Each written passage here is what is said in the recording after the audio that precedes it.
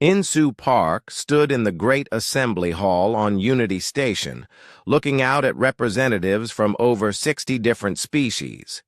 1 year had passed since the fall of the Confederation, and today they would vote on the charter that would define their shared future.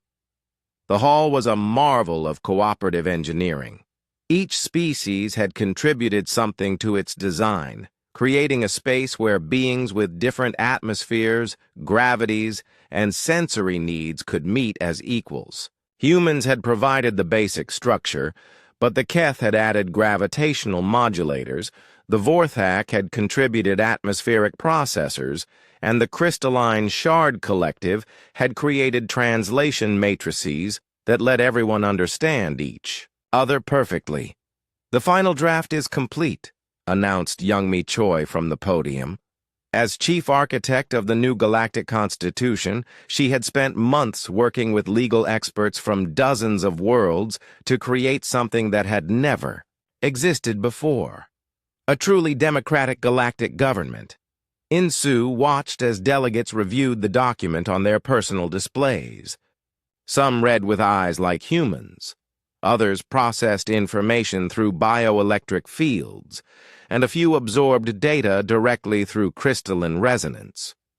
Yet somehow, they were all working together. The Constitution was elegant in its simplicity. No single species could control more than 20% of Alliance resources. All major decisions required agreement from at least 7 different worlds. Every species maintained complete sovereignty over their home systems while cooperating on trade, defense, and exploration. Most importantly, the document included protections specifically designed to prevent another confederation from rising. Power could never be concentrated in the hands of a few. Truth could never be hidden from the many. Freedom was declared the birthright of every sentient being. "I have a question about Article 15, said Velka, the Keth representative. She had become one of Insu's closest allies in building the new alliance. "It states that military forces can only be used for defense. What if a member species is attacked from outside our space? Then we defend them together," Insu replied. "The Alliance military isn't owned by any one world. It belongs to all of us, and it exists only to protect our shared freedom." This was another radical departure from how galactic politics had always worked.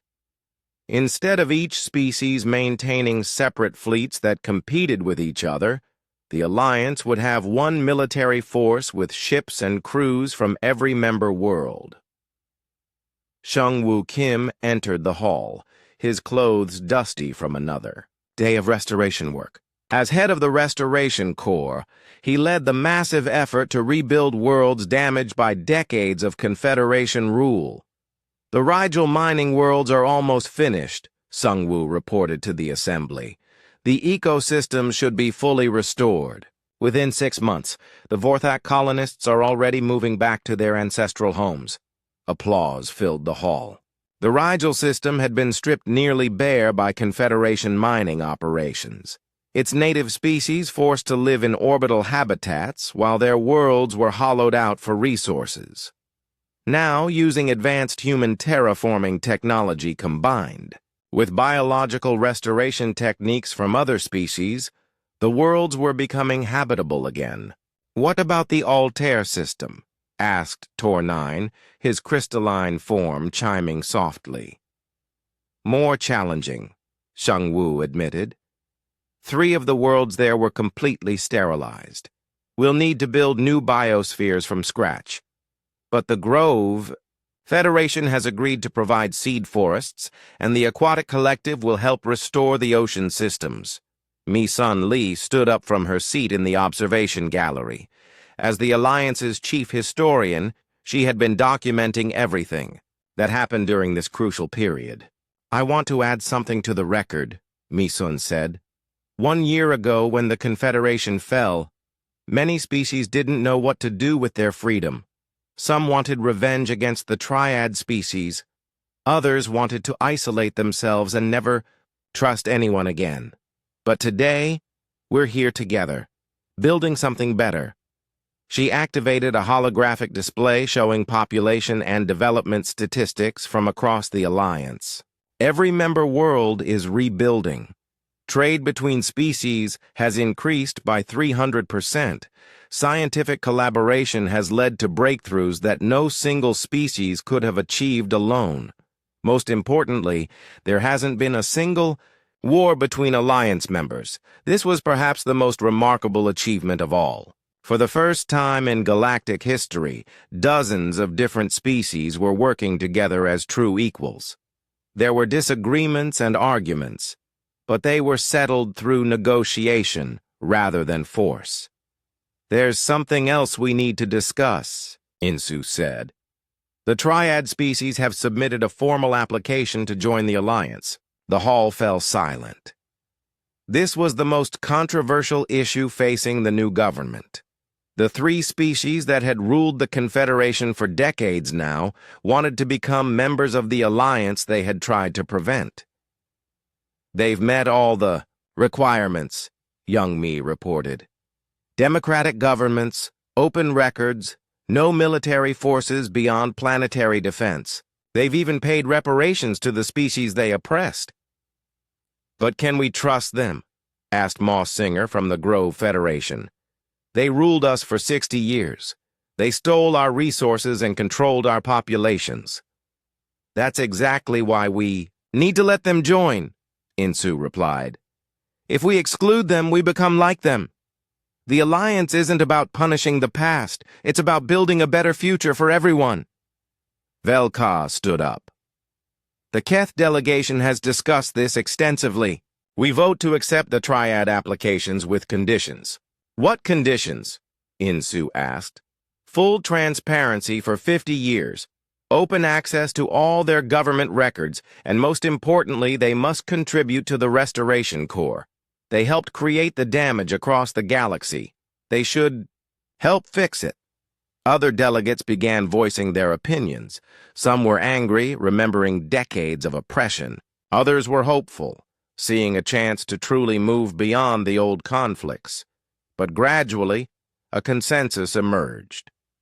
"All in favor of accepting the Triad applications with conditions?" Insu called for the vote. Slowly, hands, appendages, and crystalline resonance patterns rose throughout the hall.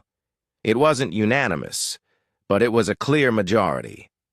"Motion passed," Insu announced. "Welcome to the Alliance." As the session continued, Insu thought about the journey that had brought them here.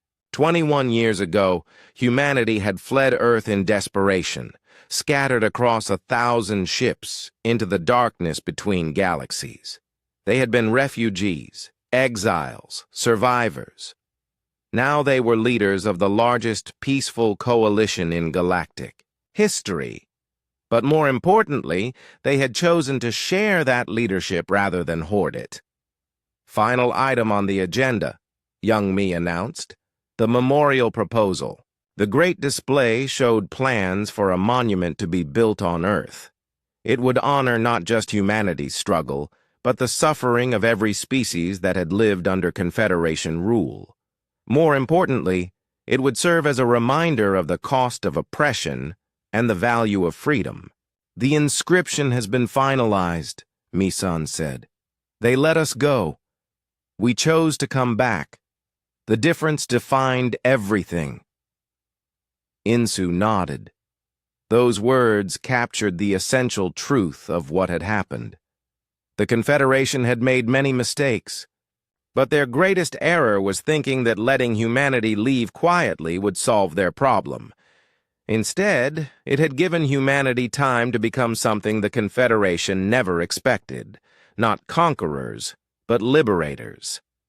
Not rulers, but partners. Not oppressors, but defenders of freedom for all. "There's one more thing," Insu said as the session neared its end. "I'm announcing my resignation as Alliance President."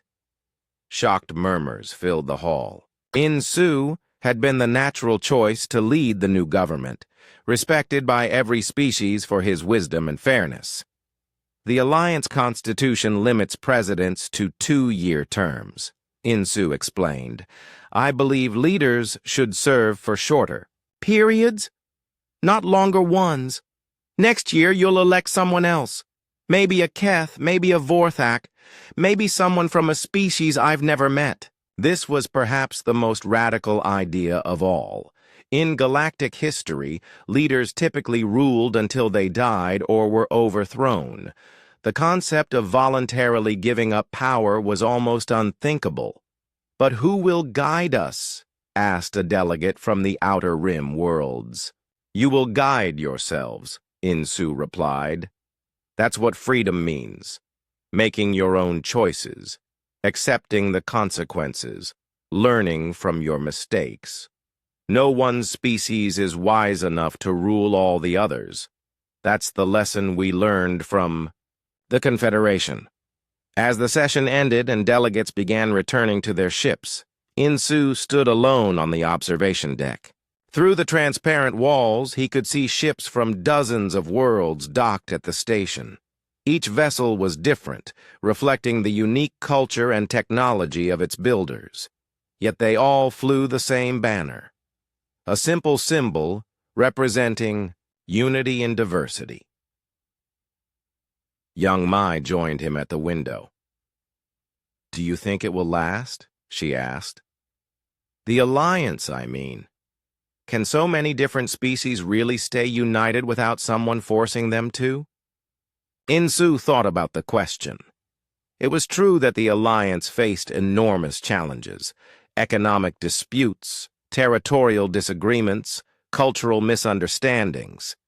There would be crises, perhaps even wars between member species. Jiwan stood in the Great Hall of Nexus Prime Station.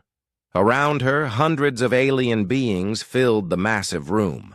Some had blue skin and 4 arms.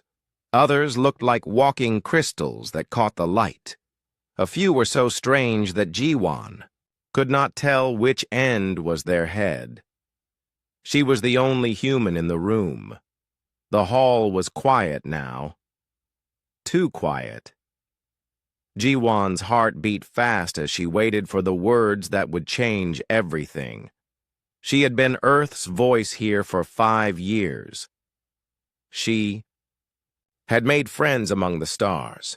She had helped solve problems between different worlds. She thought she belonged here. She was wrong. Kelsa 9 stepped forward. She was tall and made of what looked like living glass. When she spoke, her voice sounded like wind chimes. The Galactic Council has made its choice, she said. We have voted. 847 worlds say yes. Only 12 say no. Jiwan already knew what this meant. The vote was about her people, about all humans everywhere in the galaxy. But she let Kelsa 9 speak. Humans must leave, Kelsa 9 continued. All of them. From every world, every station, every ship that flies in galactic space. This is not anger, this is not hate. This is need. The word need hit Jiwan like a punch. She had expected many things, but not this cold kindness, not this gentle rejection. Why? Jiwan asked.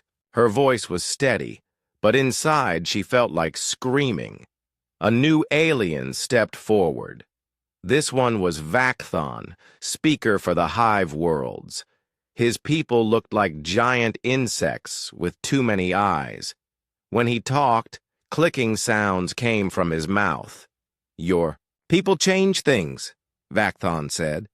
Everywhere humans go, others start to question, start to want different lives, start to break the rules that keep peace in the galaxy. What rules? Jiwan asked. The rules that work, said another voice. This came from Mortal, who spoke for the water worlds. Her people lived in tanks of blue liquid. For 3,000 years we have had peace. Each species knows its place. Each world knows its role. Then humans came. Ji-won felt anger rising in her chest. We brought trade, we brought new ideas, we helped solve the food crisis on Kepler-7. We stopped the war between the rock people and the gas breathers. Yes, Kelsa-9 said sadly. You did all these things, and more. But look what else you did. A huge screen appeared above them. It showed images from across the galaxy.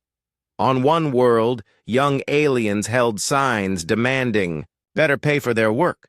On another, creatures that looked like walking trees were painting pictures instead of just making oxygen. Somewhere else, a species that had never left their home planet was building spaceships. The Vectar learned about worker rights from your traders, Vakthon explained. Now they refuse to work in the dark mines. Production has dropped by half. The art tree people of Chloro 5 were happy making air for other species, Mortal added. Then they met human painters. Now they want to create beauty instead of just breathing gas. Their air production is failing. The slow ones never wanted to leave their world, said another alien. They were content, peaceful.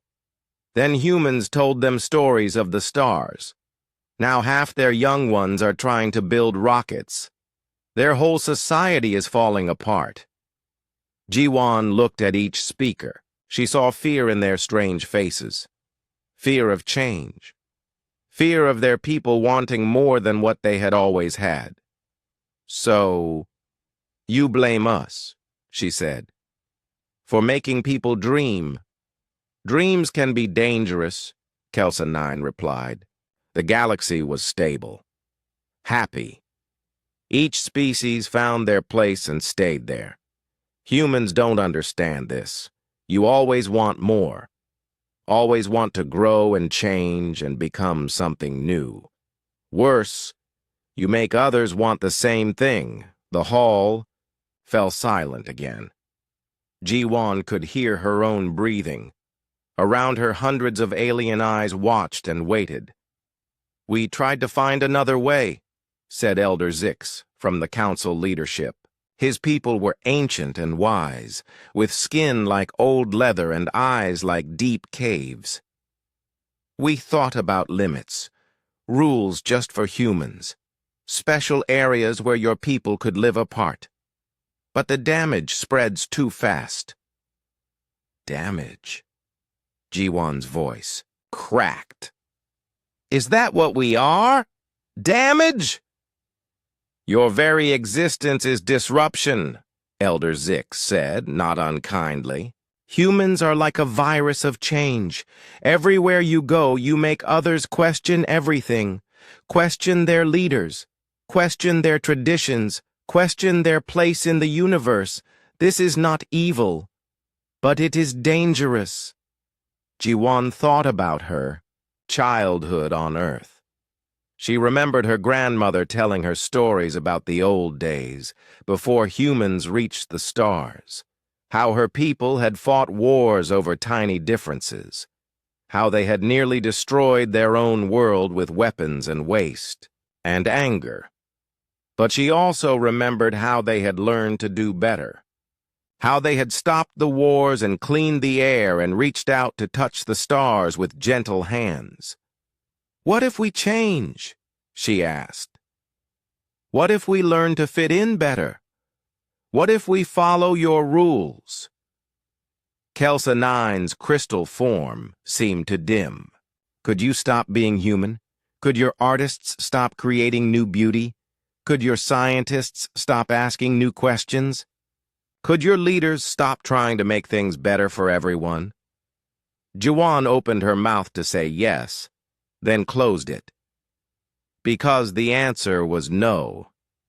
Humans could not stop being human any more than the crystal people could stop being crystal, or the water people could stop being water. The vote is final, Elder Zix announced. All humans have 6 months to leave galactic space. You may take your ships, your belongings, your families. We will help you find new worlds beyond the rim. Good worlds, where you can live and grow as you wish. But you cannot stay here. And if we refuse? Jiwon asked. The silence that followed was answer enough. They would not use force. They would not need to. They would simply stop trading with human worlds. Stop allowing human ships to dock. Stop recognizing human citizenship. They would kill humanity with kindness and bureaucracy. This is not hate, Kelsa 9 said again. This is sorrow. We know you meant no harm, but harm was done anyway. The galaxy must choose between change and peace. We choose peace. Jiwon straightened her shoulders. She looked around the great hall one last time, at all the alien faces that had once seemed friendly. Now they just looked afraid. We came in.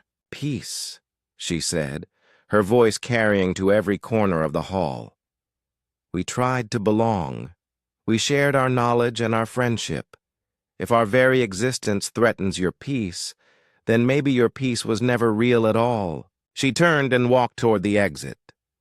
Behind her, the great hall remained silent. As the doors closed, Jiwon heard Elder Zik speak one last time. Perhaps, he said quietly, perhaps that is what we fear most. Captain Do-Yun watched the last of the cargo containers float into his ship's hold. The new dawn was packed full of lives torn from their roots, families who had lived on alien worlds for decades, children who had never seen Earth, workers who had spent years building something they now had to abandon. "Dad, look!" his daughter Yoonji called from the observation deck. She pressed her face against the clear metal window. Below them, the world of Kepler 442b turned slowly in space. It was green and blue and beautiful. It had been her home for 23 years. Do-Yun joined her at the window. "It's hard to leave," he said. "I was born here," Yoonji whispered. "I took my first steps in New Seoul City. I learned to swim in Lake Harmony. I met my first alien friend at the university there."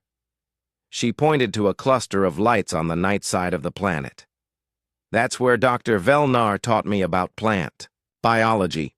She said I was her best student ever." "Did she say goodbye?" Yoonji shook her head. "She wouldn't see me.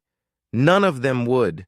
They all just stopped talking to us." This was how it worked across the galaxy. No violence, no angry words, no burning buildings or broken windows.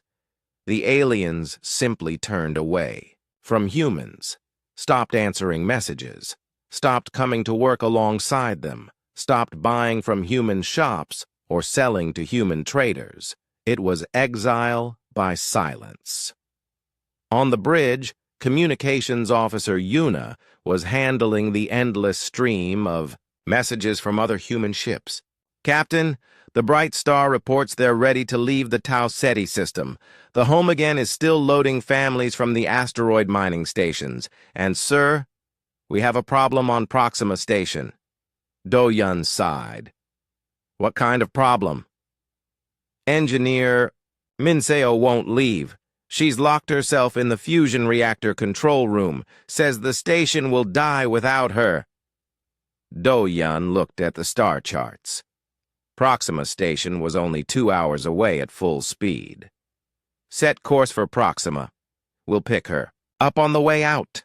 The new dawn was not alone in space. Everywhere Do-Hyun looked, he saw human ships heading toward the rim of the galaxy, transport vessels packed with families, cargo ships carrying the pieces of lives that people could not bear to leave behind, science ships full of researchers who had been thrown out of alien universities. It was the largest movement of people in human history. Dr. Hyun-woo's voice came over the communication system from his ship, the Second Chance. "All vessels, this is the convoy leader. We're picking up more ships from the inner systems. Current count is 473 vessels carrying roughly 2 million people. 2 million people. Do-Yun tried to imagine that number. It was bigger than most cities on Earth. All of them cast out into the dark between stars because they made others want to dream. When they reached Proxima Station, Do-Yun took a small shuttle to the docking bay. The station was almost empty now. Most of the humans had already left. The few aliens still there would not look at him as he passed through the corridors. He found Minseo in the reactor control room, just as Yuna had said. She was sitting in her chair, hands moving over the control panels like a pianist playing a sad song. She had worked here for 15 years. She knew every pipe, every wire, every safety system. Minseo, Do-Yun said gently. It's time. I built this place, she replied without turning around. When I first came here, this reactor was just spare parts and hope. I made it work. I made it safe. I trained 3 generations of alien engineers to run it. She finally looked at him and he saw tears in her eyes. They can't run it without me. They'll learn. No. Minseo shook her head. They don't want to learn. They want me gone so badly that they'd rather let this station die than keep me here to teach them. Through the control room windows, they could see the station's main corridor. It was designed for thousands of people. Now it was empty except for a few maintenance robots rolling back and forth. The Zephyrians worked with me for 10 years, Minseo continued.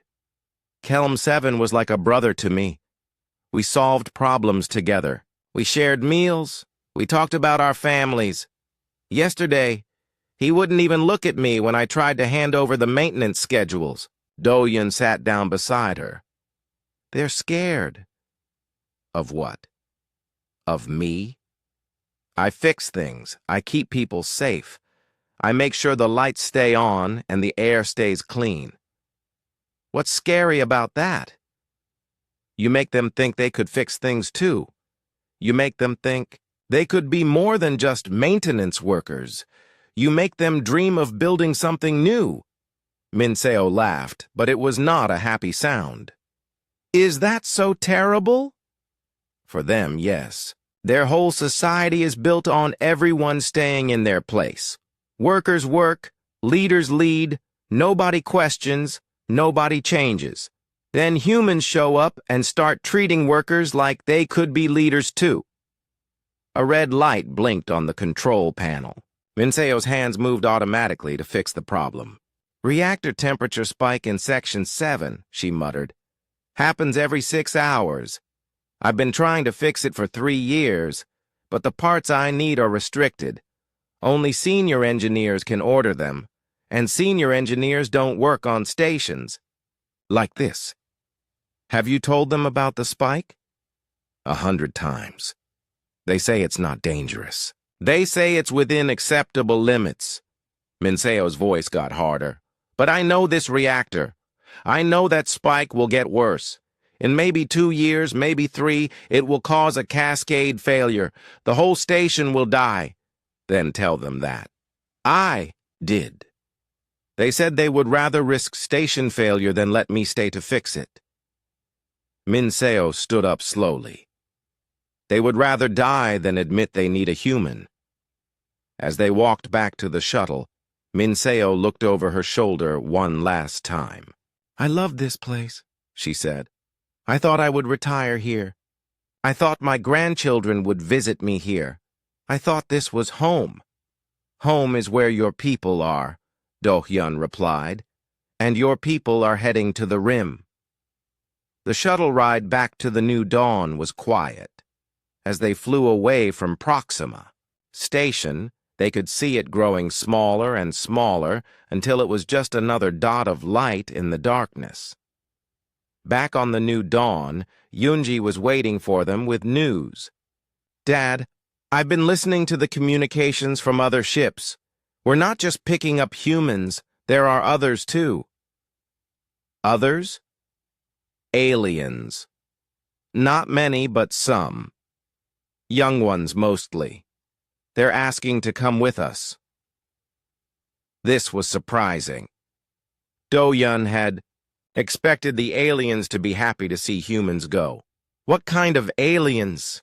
Zephyrian students who got kicked out of university for asking too many questions. A few Althari artists who were told their paintings were too strange. Some mollusk philosophers who got in trouble for writing about individual freedom. Dr. Hyunwoo's voice came over the communication system again. All ships, we have a decision to make. We're receiving requests from non-human individuals who want to join our convoy. They're mostly young beings who got in trouble for thinking like humans. The question is, do we take them? Do-Hyun thought about this. The Galactic Council had voted to remove humans because they spread dangerous ideas. But what about aliens who already had those ideas? What about aliens who wanted to dream and grow and change? Engineer Minseo, who was listening from nearby, spoke up. The Zephyrians who worked with me weren't born wanting to be engineers. They learned it from me. They learned to see problems and want to fix them. If we leave them behind, the Council will probably punish them for learning. So we take them, Do-Hyun decided. If they want to come, we take them. If the Council doesn't want humans because we change things, then maybe they don't want anyone who's been changed by humans either. As the great convoy of ships moved toward the rim of the galaxy, more alien vessels joined them. Not many compared to the human ships, but enough to matter. Enough to show that the ideas humans had shared were already growing in alien minds. Yoonji stood at the observation window again, but now she was not looking back at her birth world. She was looking forward, toward the dark space beyond the galaxy's edge, toward whatever new home waited for them out there. "Dad," she said, "do you think we'll ever see them again? The aliens we left behind?" Do-Yun put his arm around his daughter's shoulders. "Maybe. But if we do, I think they'll be different. I think we all will be." 3 years had passed since the Great Exodus. On the world now called New Terra, Soyeon knelt in the red dirt of her experimental farm. The soil was poor and the growing season was short, but her crops were thriving. "Look at this," she called to her assistant, a young Zephyrian named Cole 2, who had come with the human convoy. "The protein content is up 40% from last season."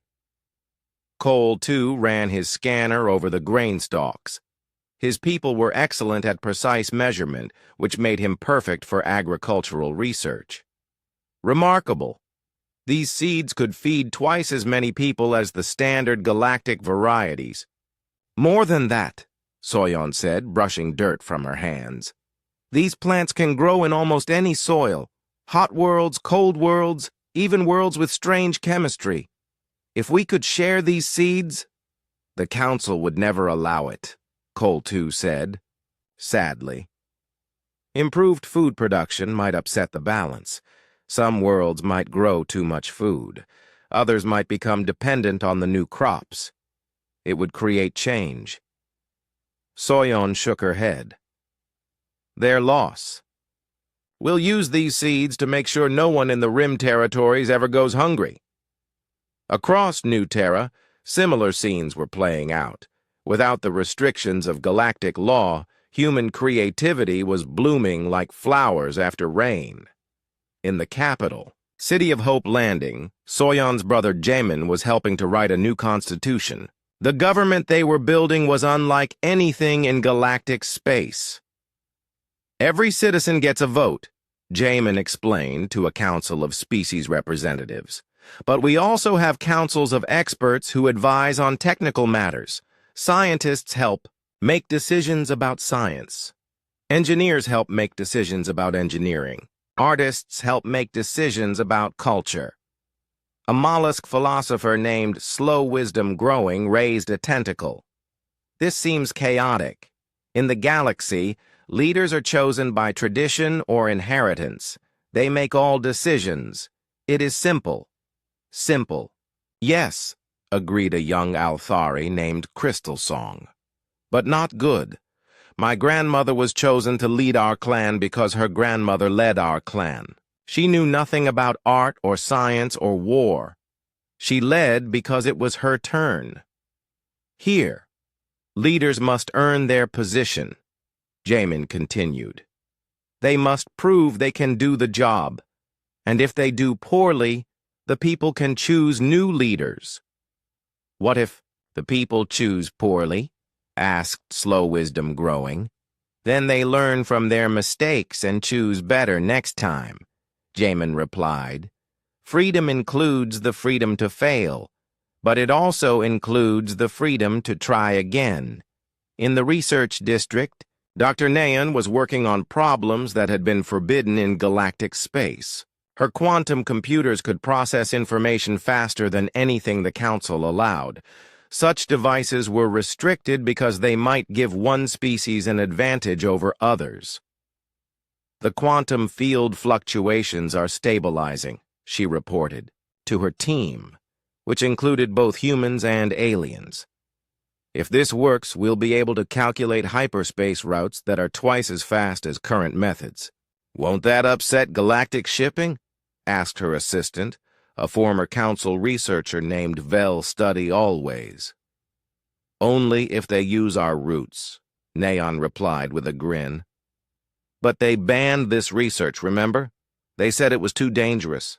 So, they'll have to keep using the slow routes while we zip around the rim in half the time. In the cultural district, artist Hosiok was creating something entirely new. His sculptures combined human techniques with alien aesthetics. Crystals that sang when touched, like Althari music. Flowing shapes that reminded viewers of mollusk poetry. Geometric patterns that pleased Zephyrian eyes. It's beautiful, said Crystal Song, one of the young Althari who had joined the human exodus. But my people would call it forbidden mixing. They believe each species should keep its art separate. Why? Asked Hosiok. Because... Crystal Song paused. I don't know why. It's just what we've always been told. Maybe your people were afraid that mixed art would be more beautiful than pure art, suggested Hosiok. Maybe they were afraid that if you saw what was possible when different ideas came together, you'd want to mix other things too. Crystal Song touched one of the singing crystals, and a haunting melody filled the air. It was both familiar and strange, both Althari and something more. You're right, she whispered. This is more beautiful than anything I ever made alone. But the most important discoveries were happening in Dr. Sunwoo's psychology lab. She had been studying how the exile had changed both humans and aliens. Her findings were remarkable. We're evolving, she announced at a gathering of settlement leaders. Not physically, but culturally. 3 years of freedom has changed how we think, how we solve problems, how we relate to each other. Captain Do Yun, now the governor of New Terra, leaned forward. Changed how? Humans in galactic space had to follow alien rules, Sunwoo explained. We had to be careful not to upset anyone. We had to hold back our ideas. Now that we're free to be fully human, we're becoming more human than we've been in generations. And the aliens who came with us? Asked Jamin. They're changing too. Cole 2 doesn't just follow orders anymore. He asks questions and suggests improvements. Crystal Song isn't just making traditional Althari art. She's inventing new forms. Slow Wisdom Growing isn't just repeating old philosophy. He's developing new ideas about freedom and choice. Dr. Sunwoo pulled up charts and graphs on her display screen. Look at these creativity measurements, problem-solving abilities, innovation rates, leadership skills. Every species in the Rim territories is scoring higher than they ever did in galactic space. So exile made us better? Asked Do-hyun. Exile gave us permission to be ourselves, Sunwoo corrected. In the galaxy, everyone had to fit into pre-made boxes. Here, we can grow into whatever shape we're meant to be. Communications Officer Bora had been monitoring signals from galactic space. What she found was troubling. I'm picking up fragments, she reported.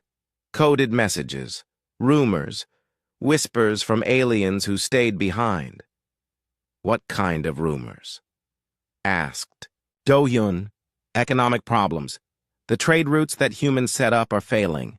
Innovation has slowed down. Young aliens are asking questions their leaders can't answer.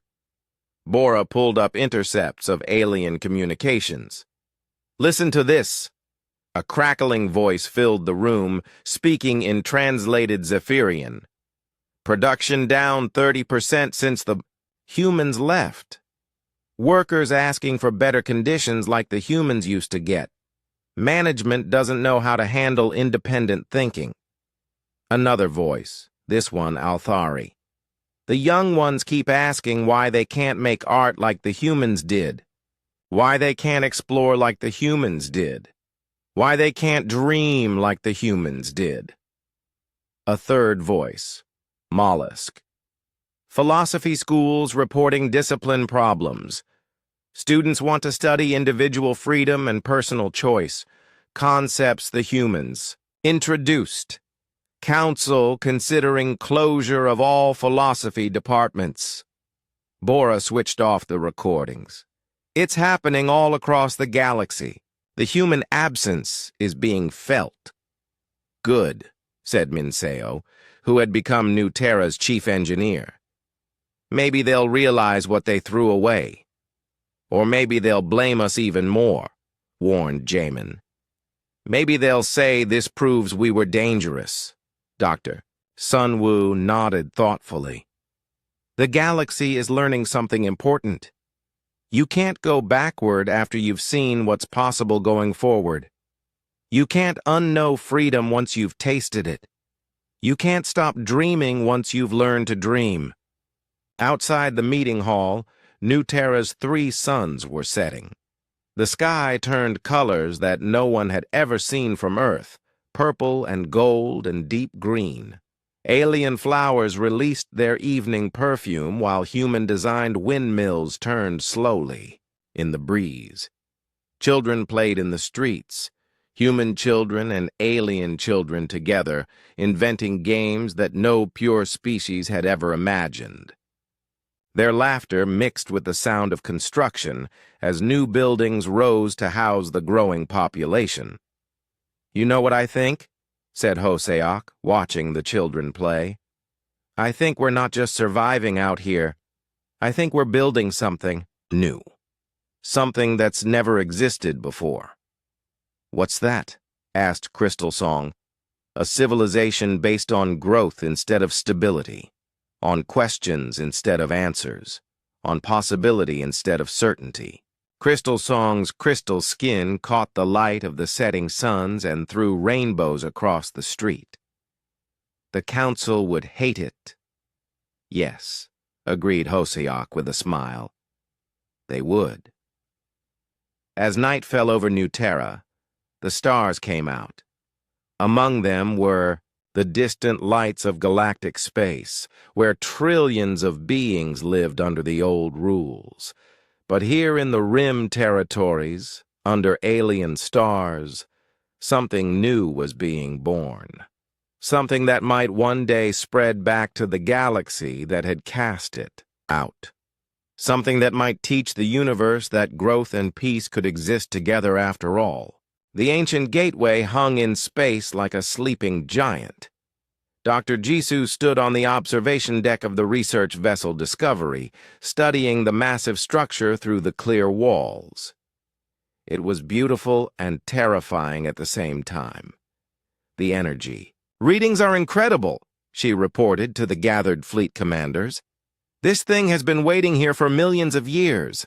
The power source is something we've never seen before. It seems to draw energy from space itself. Captain Kyungmin, who had discovered the gateway, floated beside her in zero gravity. Our AI systems say it's some kind of invitation, left by whoever came before us. Before us? Asked Admiral Do Yun, now the leader of the Rim Territory fleets. Before anyone, Dr. Jisoo explained. The builders of this gateway faced the same choice the galaxy faces now. They could stay safe and unchanging in their home, or they could risk everything to explore the unknown. What did they choose? Asked Engineer Chae-young over the communication system from her ship. They chose to explore. This gateway leads to other galaxies, other civilizations, other possibilities. They built it and left it here for whoever came next, for whoever was brave enough to use it. The debate had been raging for weeks across all the Rim Territory settlements. Governor Dongwu of New Terra wanted to activate the gateway immediately. Why wait? He argued. The galaxy doesn't want us. Let's find a place that does. But others disagreed. Ambassador Tae-hyung, who had recently arrived from his final mission to galactic space, had a different idea. We don't run from the galaxy. We prove that their fears were wrong. We show them that growth and peace can exist together. The choice became urgent when long-range sensors detected ships approaching from galactic space. Not warships, but small civilian craft. Refugees seeking something they could not find in the controlled safety of the Council worlds. Engineer Min Seo was the first to greet them at the Rim border station. A group of young Zephyrians had stolen a transport ship and flown beyond galactic limits. They looked scared and excited at the same time. Please, their leader said through the universal translator. We heard about this place. We heard that here you can think new thoughts without being punished. We heard that here you can build new things without asking permission. You heard correctly, Min Seo replied. But why leave your homes? Why risk exile? Because home stopped feeling like home, the young Zephyrian explained. After the humans left, everything became smaller, quieter, more afraid. We tried to ask questions like the humans taught us, but our elders said the questions were dangerous. What kind of questions? Why do we only build the same designs our ancestors built? Why can't we explore beyond our home system? Why can't we work with other species as equals instead of following the council hierarchy? Behind the Zephyrians came others. Althari artists, tired of making only traditional crystal sculptures. Mollusk philosophers who wanted to write about individual freedom. Even a few young Krevol who had grown tired of simply keeping records and wanted to help make history instead. They came in small groups, traveling in secret, risking punishment from the council. They came because they had tasted the idea of freedom and could not forget it. Dr. Sun Wu interviewed each group of refugees. Her findings confirmed what she had suspected. The human influence didn't end when humans left galactic space, she reported. It's still spreading. Every being who worked with humans, learned from humans, or was inspired by humans is now spreading those ideas to others.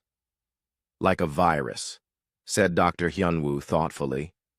Exactly like a virus, but a virus of hope instead of disease, a virus of possibility instead of fear. The refugee ships kept coming.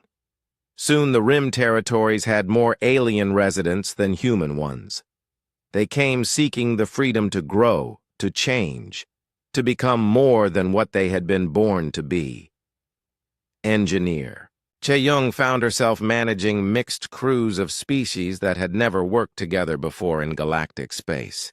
Can you handle living in a place where the rules get written as we go? She asked each new arrival. Most said yes eagerly.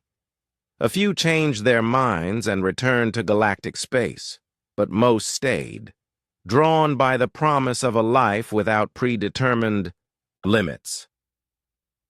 The decision about the gateway came when the largest refugee ship yet appeared at the border. It carried nearly 10,000 beings from dozens of different species. Their leader was Tix Nell, the young Krevol who had worked with director HFY. "We couldn't stay," Tixnell explained to the welcoming committee. "Director HFY tried to contain the spread of human ideas, but it was too late. Young beings across the galaxy were asking forbidden questions. The council was talking about severe measures, re-education camps, forced relocations, even memory wipes." "So you ran," Admiral Doyon observed. "We chose freedom," Tixnell corrected. "Just like humans did 3 years ago, just like the gateway builders did millions of years ago." That night, the Rim territory leaders met to make their final decision. Through the windows of the conference room, they could see the gateway glowing softly against the stars. Beyond, it lay infinite possibilities, new galaxies, new civilizations, new chances to grow and explore. "If we activate the gateway," Governor Dongwu argued, "we can spread beyond this galaxy entirely. We can find places where freedom is not feared." "If we activate the gateway," Ambassador Taehyung countered, "we prove the Council right. We prove that humans and human ideas are too dangerous for civilized space." "Maybe we are dangerous," said Dr. Neon. "Maybe change is always dangerous to those who benefit from things staying the same." Artist Hosiok had been quiet during the debate, but now he spoke up. "I think we're missing the point. This isn't about whether we're dangerous or safe. This isn't about proving the Council right or wrong. This is about what we choose to become." "What do you mean?" asked Admiral Do-hyun. The gateway builders faced this same choice. They could stay safe in their home galaxy, or they could risk everything to explore the unknown. They chose exploration. They chose growth. They chose to become something more than what they were. And look what happened to them, Governor Dongwu pointed out. They're gone, extinct. Their civilization died. Did it? Hosiok asked. Or did it transform into something so far beyond what it was that we can't recognize it anymore? Maybe extinction and transcendence look the same from the outside. The debate might have continued all night, but it was interrupted by an urgent message from the border stations. More ships were approaching from galactic space, but these were not refugees. Council, fleet, reported Communications Officer Bora. 300 ships. They're demanding that we surrender all refugee aliens and shut down our settlements. Admiral Do-hyun looked around the table at his fellow leaders. So the Council has decided to solve their problem by force. Not force, Ambassador Taehyung said, reading the incoming messages. Bureaucracy. They're declaring the Rim territories to be an illegal settlement zone. They're offering safe passage back to galactic space for anyone who surrenders voluntarily. And if we refuse, economic sanctions, no trade with galactic space, no access to galactic communication networks, no recognition of Rim territory citizenship. They're trying to starve us out, Engineer Minseo observed. Through the conference room windows, they could see lights appearing in space as the Council fleet took position just outside the Rim territories. 300 ships carrying the combined might of galactic civilization. But they could also see other lights. The ships of refugees who had chosen exile over conformity, the vessels of settlers who had chosen growth over safety, the fleets of explorers who had chosen possibility over certainty. I vote we activate the gateway, said Dr. Jisoo quietly. One by one, the others agreed. Not because they were afraid of the Council fleet, but because they had chosen to be explorers, because they had chosen to follow the path of growth rather than the path of safety. Captain Kyungmin's voice came over the communication system from her ship near the gateway. All vessels, prepare for gateway activation. Unknown destinations ahead. Are you ready to make history? Across the Rim territory fleets, beings from dozens of species worked together to prepare for the journey. Humans and Zephyrians checked engine systems. Althari and mollusks loaded supplies. Krevol and others calculated navigation routes to unknown galaxies. As the gateway began to glow brighter, Admiral Do-hyun broadcast a final message toward galactic space. Council Fleet, this is Admiral Do-hyun of the Rim Territories. You let us leave quietly 3 years ago, and we're grateful. In your silence, we found our voice. In your rejection, we found our purpose. We're not going away. We're going everywhere. To new galaxies where growth is not feared, where questions are not forbidden, where dreams are not crimes. And someday, when you're ready to grow again, when you're tired of the same old answers to the same old questions, when you want to become something more than what you've always been, you'll know where to find us. The gateway activated with a flash of light that could be seen across the galaxy. One by one, the ships of the Rim territories passed through into the unknown. Humans and aliens together, carrying the spark of change to new civilizations that might be ready for what the old galaxy could not accept. Behind them, they left an empty border and a council fleet with no one left to threaten.